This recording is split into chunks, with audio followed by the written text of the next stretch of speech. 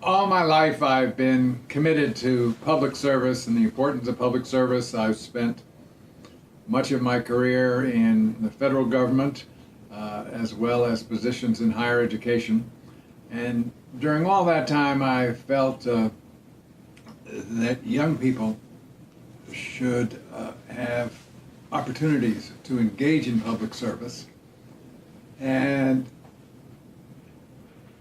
I decided it was time to write a book on how and why young people should engage in public service. And after I had started writing it, I wrote some of it, showed it to a publisher. It was clear to the publisher that if I wanted to appeal to young people, I needed a youth voice. And so I was fortunately able to find as a co-author an extraordinary young Stanford undergraduate named Ernestine Fu, who was an engineering major. When she was 15, she started her own nonprofit organization to play music for senior centers and centers for disabled people. By the time she graduated from high school, she had 5 different ensembles in the greater Los Angeles area. When she came to Stanford, she continued her public service work. She was very active in a wide range of civic organizations. So she was the perfect partner for me to write this book about how and why young people should be engaged in public service.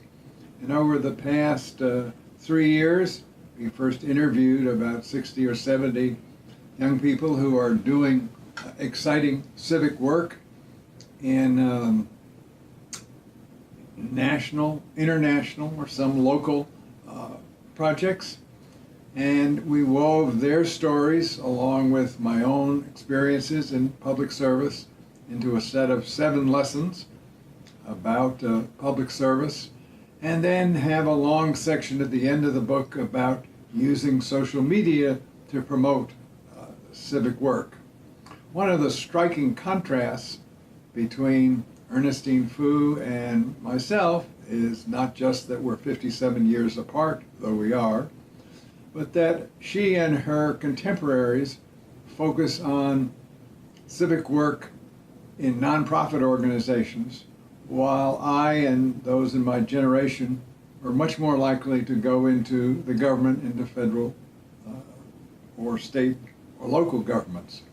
We think both are very important, but I do worry that too often young people are ignoring the need of our democracy for active, engaged, responsible citizen participants in government. And so while I am thrilled to see the explosion of interest in civic work in terms of nonprofit organizations by today's youth, and we certainly want to help encourage that through our book, we also want to encourage young people to be involved in governmental service and public policy making as well. Prime examples of the many with whom we talked is Garrett Newman. He was an undergraduate at Stanford and found that at-risk youth in East Palo Alto were not getting into college, and a prime reason was that they weren't doing well on the SAT scores. And on his own, he started an organization which is now called College Spring to help prepare at-risk youth to take the SAT, and not just to take the SAT, but to learn the life skills needed to navigate college successfully and to navigate after college. And he was very successful in this effort, so much so that he gave up a lucrative job opportunity in McKinsey in order to work full-time to expand College Spring. So it now has served and is continuing to serve thousands of young people, preparing them for the SAT in ways that have increased test scores by 200 points on average compared to what they would have been without the benefit of this preparation, and also provided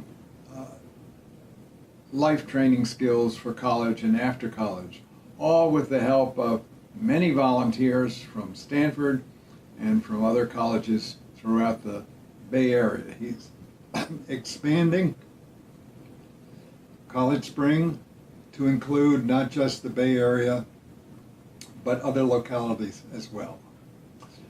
As a 79-year-old person, I was not well equipped to make active use of Facebook, Twitter, LinkedIn, and other social media techniques. But through the tutelage of Ernestine Fu, my young co-author, I was well prepared to see how actively young people could reach out far beyond their immediate locales and connect with others who were interested in renewable energy or housing or health care or food for people in need, link up with them, work with them, all through the support of social media. It's still important to have face-to-face communication, but the combination of that and social media has made a striking amount of difference. As one example, another person whom we interviewed, Vinyet Singha, has been very successful in a project that he's been engaged in to find matches for people who need bone marrow transplants in India. We have a good register here in the United States of people who are potentially available for bone marrow transplants to people in need, but India had none.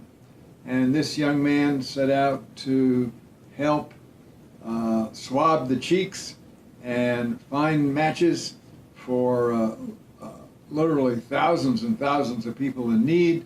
And he did that on this campus at Stanford and on campuses around the country, using social media to help connect them, using photographs taken with their iPhones and put up on their Facebooks.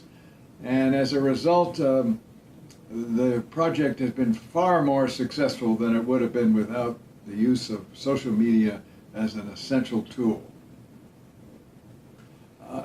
In our book, we stress that public service can be a vocation, as it has been for me, starting with the Kennedy and Johnson administrations. And I was in charge of foreign aid policy for President Carter. That was as a full-time vocation. Ernestine Fu and many of her contemporaries are engaged in public service, as I am now, as an avocation. They are involved with nonprofit organizations helping people in need, but they're also, she in school or others in work, as their vocations. So it can be both, and one can alternate back and forth between vocation and avocation, as I've had the good fortune to do. Both are important to our society and to our democracy.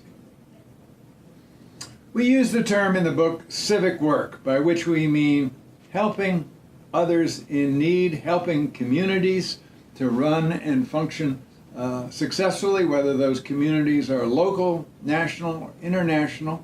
Civic work means being a good citizen, having the knowledge, the skills, and applying them in ways that strengthen the bonds of people in one's communities and take full account of the needs and do so in ways that helps ensure that the people being helped feel that they are partners in the civic work, not simply recipients of charity.